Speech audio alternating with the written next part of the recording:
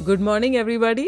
आज मेरा बर्थडे है। हम इवान को स्कूल छोड़ के आ चुके हैं और आज सुबह सुबह ही ओडिन ने कोई तो तैयारी की है सी फूड बनाने की। तो वो मुझे दिखा रहा है, मुझे बोल रहा था कि रिकॉर्ड करो ये वीडियो। उसने एक बड़ी सी बाल्टी ली, हमारे बालकनी में रखी, पानी से भरा और उसमें कोई तो सॉल्ट डाल रहा है। तो ये सॉल्ट डाल के ना ये नॉर्मल पानी समुद्र के पानी जैसा हो जाता है। तो जो सी फूड है जैसे लॉबस्टर, क्लैम्स, ऑयस्टर्स वगैरह वो फ्रेश रहते हैं इसमें।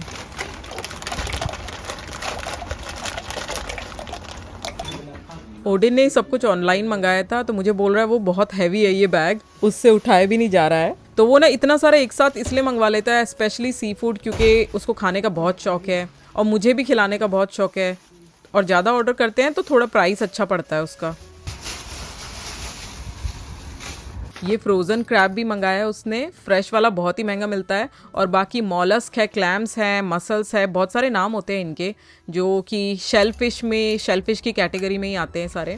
मुझे पर्सनली काफ़ी पसंद है ये क्लैम्स टाइप की चीज़ें। सबसे पहले मैंने गोवा में खाए थे। मैंने कोई सस्ती सी थाली ऑर्डर की थी और उसमें कोकोनट के साथ ये था, ये जो क्लैम्स दिख रहे हैं आपको वो बनाए हुए थे। मुझे इतने अच्छे लगे फर्स्ट टाइम खाने पे भी, बिल्कुल स्मेल नहीं थी, टेस्ट एकदम मीट जैसा था। अभी ओडिन इसमें तिल का तेल डाल रहा है, ऊपर से पानी में ही डाल दे रहा है। अभी ओडिन ने बोला कि पानी में जाके गोल वाली आइस डाल दो। मुझे तो लग रहा है उसको शो ऑफ करने का मन कर रहा है बस।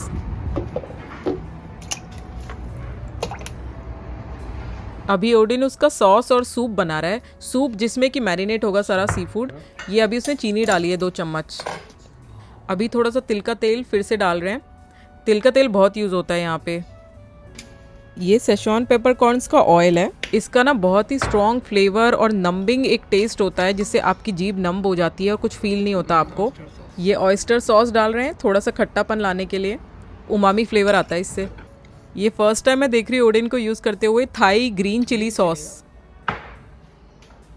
और ये थाई फिश सॉस डाल रहा है अभी। तो इंग्रेडिएंट बड़े सिंपल है, सॉसेज हैं खूब सारे बस, और नमक थोड़ा सा ही, क्योंकि सॉसेज में बहुत नमक होता है ऑलरेडी। और ये थोड़ा सा चिकन पाउडर या चिकन ग्रैन्यूल्स आप बोल सकते हो उसको। यहाँ पे बड़ा यूज़ होता है हर चीज़ में। अभी खूब सारा और फिश सॉस डाल दे रहा है। और लास्ट में खूब सारा चाइनीज़ सोया सॉस। इससे कलर भी आता है, फ्लेवर भी आता है, खट्टापन आता है। आपको पता ही है सोया सॉस क्या होता है। और ऊपर से खूब सारे ग्रीन चाइनीज़ पेपरकॉर्न्स डाल रहा है। ये वसाबी है जो जापानीज़ ओरिजिन की होती है। इससे बहुत ही स्पाइसीनेस आती है, मस्टर्डी टेस्ट आता है इससे। और ये लास्ट में कोरियन रेड चिली पेस्ट है। तो सब कुछ ही डाल दिया ओडिन ने आज। तो अब हम फिर से आ गए बालकनी में। ओडिन ने अच्छे से सारे सी फूड्स को धो दिया है। तो ये ऑयस्टर रख रहा है उसमें लेफ्ट साइड में, आई थिंक उसको स्टीम करने वाला है। और राइट वाले कंटेनर में है खूब सारे जो क्रैब्स है कट वाले, और अलग अलग टाइप के सी फूड्स हैं। तो ये क्रैब लेग्स हैं, इसको भी ये साथ में स्टीम करने वाला है। अभी थोड़ी सी श्रिम्प भी ले ली है उसने साथ में, तो एकदम अच्छा कॉम्बिनेशन हो गया है अलग अलग टाइप के सी फूड्स का। ओडिन ने नींबू के छिलके डाल के बंद कर दिया है इसको। अभी इसको स्टीम करेंगे। अभी ओडिन एक सूप जैसा बना रहा है, सिर्फ अदरक और लीक्स का, यानी लीक्स जो है वो प्याज के जैसा उसका टेस्ट होता है। तो बस इन दोनों चीज़ों का फ्लेवर पानी में अच्छे से निकाल देगा उबाल के, और उसको किसी तरह से यूज़ करेगा फिर सी फूड के साथ। ये शाओशिंग वाइन डाल रहे हैं, खूब सारी डलती है ये सी फूड और मीट में, ताकि उनकी स्मेल निकल जाए। अब ये टिपिकल चाइनीज़ तरीका है कुकिंग का, हर चीज़ को बॉईल करके ठंडे पानी से शॉक कर दो। नूडल्स के साथ भी करते हैं, सी फूड के साथ, हर चीज़ के साथ करते हैं लगभग ये। अब वो थोड़ा थोड़ा करके सारे सी फूड्स को बॉईल कर दे रहा है। अब ये सब कुछ बॉईल हो गया है, एक साथ उसने एक परात में रख लिया है।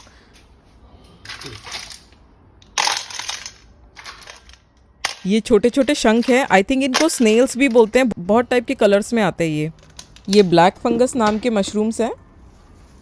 अब देखो आप ओडिन क्या कर रहा है, वो एक लेयर बना रहा है सी फूड की, और उसके बाद एक लेयर बना रहे हैं धनिया, नींबू, गार्लिक और रेड चिलीज की।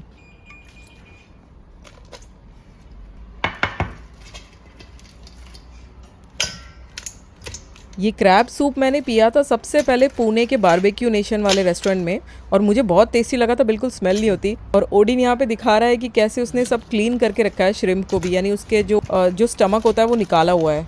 आप देखो उबालने के बाद बहुत सारे क्लैम्स खुल जाते हैं, और कुछ को ओडिन ने अपने शेल से निकाल भी दिया है। अब फिर से एक लेयर एरोमेटिक्स की, जैसे धनिया लहसुन वगैरह। बीइंग अ राजस्थानी, मैंने 12th क्लास तक, मुझे याद है मैंने फ़िश भी ट्राई नहीं की थी, बट ना फर्स्ट टाइम जब मैंने शेल फिश ट्राई किया, शेल फिश यानी जिनका हार्ड एक्सटीरियर होता है ना, एकदम पत्थर के जैसे होती है, जैसे शंख वगैरह, तब मुझे घिन नहीं आई उससे, जब मैंने गोवा में भी ट्राई किया था। और पता है अब इनको खा के मुझे गिल्टी भी फील नहीं होता, क्योंकि ये जानवरों से कितने अलग लगते हैं। ये यानी एकदम काइंड ऑफ निर्जीव ही लगते हैं, क्योंकि हिलते डुलते भी नहीं है, पत्थर के जैसी इनकी बॉडी होती है, और उनकी आँख नाक मुंह हाथ पैर कुछ नहीं होता। तो मुझे यानी गिल्टी भी फील नहीं होता, घिन भी नहीं आती ज़्यादा, हेल्दी भी होता है। तो आई थिंक मैंने इसको अडॉप्ट कर लिया चाइना में आके, इस टाइप के खाने को। और अगर मैं इसको रेगुलरली खाती हूँ तो मुझे थायराइड प्रॉब्लम भी नहीं होगी, क्योंकि इसमें इतना आयोडीन होता है।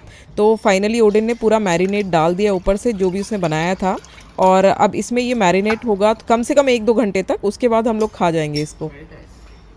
That's why. Huh? My water melted from my eyes. That's why I'm okay. Mommy, the water going inside. आजकल जल्दी स्कूल छूटने लग गया इसका। पहले 5 बजे तक आता था, आजकल वो 2-3 दिन से ना शायद बारिश हो रही है या गर्मी है, पता नहीं किस रीज़न से।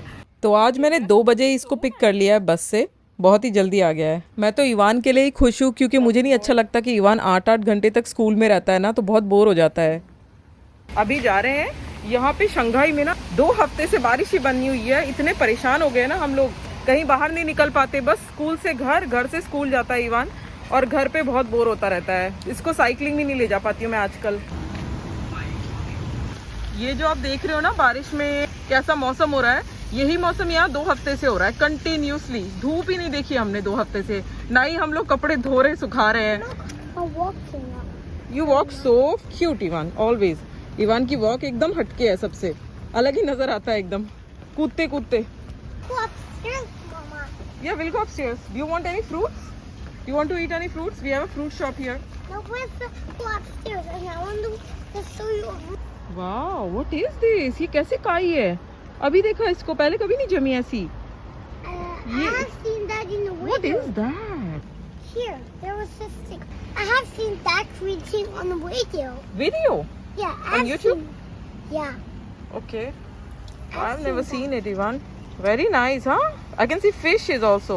People put her phone inside here in the water. Oh, you saw that kind of video Yeah. where people put phone inside to record. I know what you mean. Just people put the phone inside the water. मुझे सच में ये colour बहुत ही सुंदर लगा, काई से थोड़ा अलग लग रहा था। और पता है चलते चलते इवान कंप्लेन करने लग गया कि उसके टोज में पेन हो रहा है। फिर देखा इसने शूज है ना गलत पैरों में पहने हुए थे। तो मुझे लगता है कि जब इनको स्कूल में सुलाते हैं ना 2 घंटे के लिए नैप दिलवाते हैं, उसके बाद जब बच्चे उठते हैं तो खुद ही अपने शूज पहनते हैं, तो इसने गलत से पहन लिए। हे एवरीबॉडी, तो आज एक वीकडे है और मैं जा रही हूँ अपना पासपोर्ट लेने के लिए। बहुत लेट हो रहा था, तो यानी मेरे पास टाइम ज़्यादा है नहीं। वहाँ मुझे पहुँचना है 4 बजे और अभी बज गए हैं 2 ऑलरेडी, तो मुझे थोड़ा लेट हो गया आज। और आज मेरा बर्थडे भी है बाय द वे, तो मैं फ़ोन पे बात कर रही थी कि आज टैक्सी करा ली। बस से बहुत ही ज़्यादा टाइम लग जाता, आधा पौन घंटा लग जाता है। बस का वेट करो, फिर जाओ धीरे धीरे रुकते रुकते। तो यहाँ पे 100 रुपये में 5 किलोमीटर के करीब टैक्सी मिल रही है मुझे, जो कि मुझे मेट्रो स्टेशन तक पहुँचा देगी।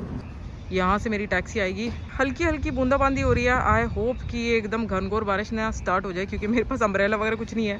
तो ये मेरी ही टैक्सी है।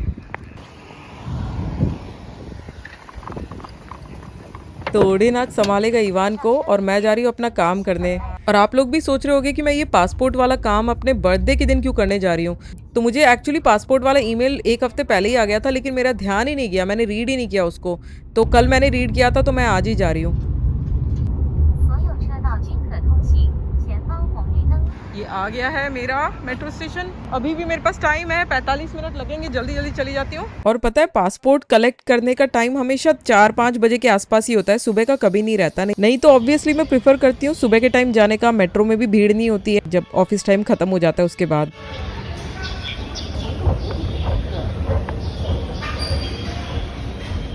एक स्टेशन चेंज करना है, तो क्योंकि ना ये इंडियन कॉन्सुलेट मेरे घर से बहुत दूर है, आई थिंक 30 किलोमीटर के आसपास दूर है, तो एक स्टेशन चेंज करके मुझे जाना पड़ेगा। और जो पहले वाली मेट्रो होगी वो बहुत लंबे डिस्टेंस तक मुझे लेके जाएगी। आई एम जस्ट होपिंग कि मुझे खाली सीट्स मिल जाए, क्योंकि पहली जो मेट्रो लूंगी मैं उसी में 40 मिनट तक का ट्रैवल है। अब इसमें बस बैठने की जगह मिल जाए, क्योंकि 45 मिनट का रास्ता है मेरा।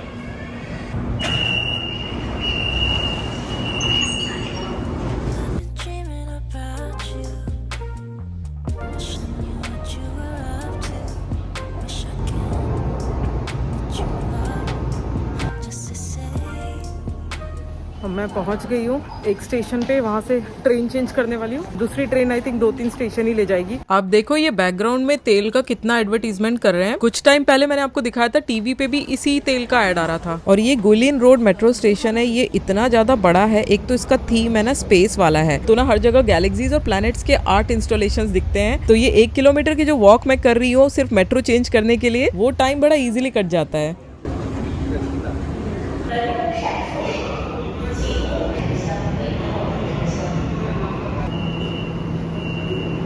पहुंच गई हूँ मैं फाइनली, और अभी बस मैं या तो साइकिल लूंगी या पैदल चल के पहुंच जाऊंगी। एकदम टाइम पे पहुंच गई हूँ मैं हुबे रोड पे। एक बाइसाइकिल ले लेती हूँ ये वाली, जल्दी पहुंच जाऊंगी एकदम।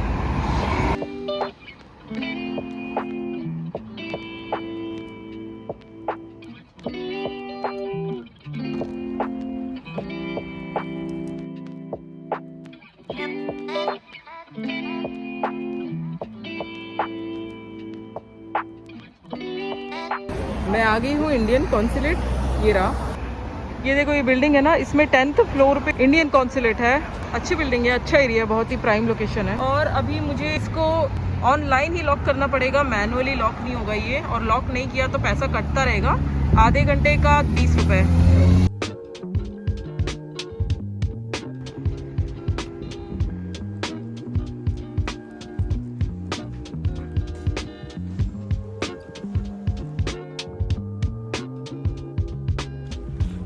I have to take my passport back.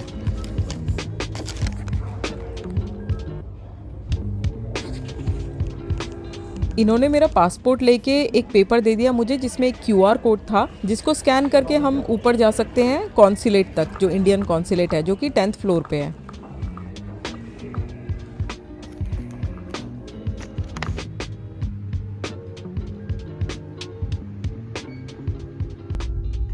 आ गई हूँ मैं बाथरूम में। हाथ वाथ धोने के लिए मेट्रो से उतरने के बाद हाथ धो लेती हूँ। और एग्जैक्ट 4 बजे पहुँची हूँ, 4 बजे का टाइम था, तो 1 मिनट भी लेट नहीं हुआ मुझे। हो गया मेरा काम, ख़त्म हो गया। और मुझे मिल गया है, पुराने की हालत देखो कितनी ख़राब हो रही है। और ये पता है इतना पुराना हो गया ना, मतलब बहुत बार ये एक्सेप्ट ही नहीं होता एयरपोर्ट पे, वो स्कैन करते रह जाते हैं आधे आधे घंटे तक। ये नया वाला देखो कितना अच्छा लग रहा है। और ना मैंने इस बार मोटा वाला भी लिया है। यहाँ पे यूजुअली फ़ोटो बहुत अच्छी लेते हैं, बट इसने इतनी घटिया फ़ोटो ली है मेरी। मैं वॉक ही कर रही थी और मैंने देखा यहाँ पे शंघाई मार्ट नाम की कोई बिल्डिंग है, और यहाँ पे सेल लगी हुई है। तो मैं सोच रही हूँ क्यों ना मैं जाके एक बार देख आती हूँ, सस्ते में अच्छा कुछ सामान मिल जाए। तो मैं तो एंटर कर ली वहाँ पे, ये सोच के कि शायद ग्रोसरी वगैरह डिस्काउंट में मिल जाएगी, शायद कोई सुपरमार्केट जैसा होगा। लेकिन अंदर जाके पता चला कि ये तो कपड़ों की सेल चल रही थी। और आप देखो पूरा खाली पड़ा हुआ है। और यहाँ पे स्टार्ट हो रहे थे कपड़े 99 युआन यानी 1200 रुपए से, और बहुत ऊंची प्राइस तक जा रहे थे। और ये वाले जो मैं दिखा रही हूँ ना, ये है 1200 के। इतने सिंपल सिंपल से टॉप्स हैं, और इनके डिजाइन भी मुझे पसंद नहीं आ रहे थे। एक्चुअली मैंने मन बना के रखा था कि मुझे समर ड्रेस ही लेनी है, लेकिन यहाँ पे मोस्टली मुझे टॉप्स और शर्ट्स ही दिख रहे थे। और आप देखो यहाँ पे लगभग सारे कपड़े ओवर साइज्ड हैं, और यहाँ पे ओवर साइज का बहुत फैशन है। बट मेरे पास इतने सारे ओवर साइज्ड हो गए कि अब मुझे थोड़े से फिटिंग वाले कपड़े पहनने का मन करता है। आप ही बताओ इतना फिट रहने का क्या फ़ायदा अगर आप फिटिंग वाले कपड़े ही कभी नहीं पहनते हो तो। अच्छा, मुझे एक यहाँ पे ड्रेस पसंद आई, ये समर वाली। इसका पैटर्न जो है फ्लोरल वाला, वो भी मुझे अच्छा लग रहा था, कलर भी अच्छा लग रहा था। लेकिन प्राइस देख के फिर मैंने वहाँ से निकलने का डिसाइड किया। I am the worst consumer. मैं हर जगह जाती हूँ, मैं मैकडोनल्ड्स भी जाके आई, I didn't buy anything because I think it's फिजूल खर्ची। वैसे आज मेरा बर्थडे है, मुझे कुछ खरीद लेना चाहिए था, बट कोई कपड़े मुझे खास ही नहीं लगे और बहुत ओवर प्राइस थे। 6000 का वो एक सिंपल सी summer dress, I don't think it's worth it. यानी $100 हो जाता है वो। इतना बड़ा वेन्यू उन्होंने लिया, इतनी प्राइम लोकेशन सिटी साइड में। 2 लोग थे गिन के पूरे के पूरे उसमें। मैं आ गई अपने मेट्रो स्टेशन पे वापस। अब ऐसे सीधे ट्रेन पकड़ के जाऊंगी घर। और वापस जाते वक्त 5:30 बज गए, और वो होता है ऑफिस छूटने का टाइम। तो ऑब्वियसली मुझे मेट्रो में बिल्कुल भी सीट नहीं मिली, और इतने सारे लोग खड़े हुए थे कि खड़े होने की भी जगह नहीं हो रही थी। और देखो यहाँ मेरे बाजू में ना 2 लोग अपने नेल पेंट ही सवारे जा रहे थे इतने देर से। बट ना चाइनीज ट्रेन्स का एक फ़ायदा है कि भले ही कितनी भी ज़्यादा भीड़ हो, कितनी भी कम जगह हो ट्रेन में, लोग फिर भी अपनी डिस्टेंस बना के ही खड़े होते हैं। तो मैं आ गई हूँ यहाँ पे NB वाली शॉप में, जो कि अलीबाबा की ग्रोसरी स्टोर है।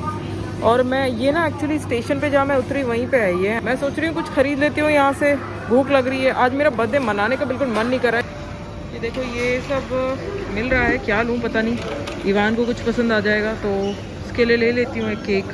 तो मैं आ गई हूँ साइकिल लेने के लिए दोबारा, क्योंकि मुझे बस स्टॉप तक जाना है, फिर अपने घर जाना है। आज मैंने सोचा केक वेक लूँ क्या, लेकिन केक मुझे पसंद नहीं है और हेल्दी भी नहीं होता, और Ivan is also not a big fan कि मैं उसको खुश करने के लिए लूँ। तो मैंने बस केक वेक लेने और फालतू चीज़ें लेने के बजाय मैंने जो ज़रूरी था बहुत सारे हेल्दी चीज़ों की शॉपिंग कर ली। जैसे श्रिम्प ले ली मैंने, योगर्ट ले लिया बहुत अच्छा वाला 8 बैक्टीरिया वाला, और मैं आपको दिखाऊंगी घर पहुँच के क्या क्या लिया है। दूध वगैरह लिया है, हेल्दी चीज़ें। एकदम भर गया ये। आई थिंक 900 कुछ रुपीज़ की शॉपिंग हुई है।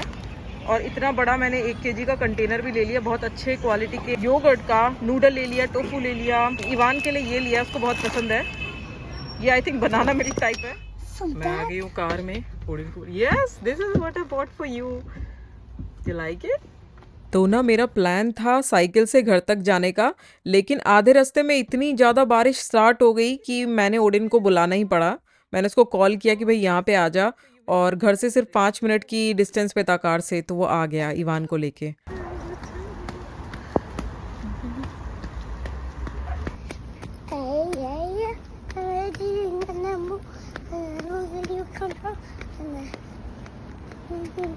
And this shop, because every soft drink is expensive. It's your fault that drink will pay money to become cheap. Because you working.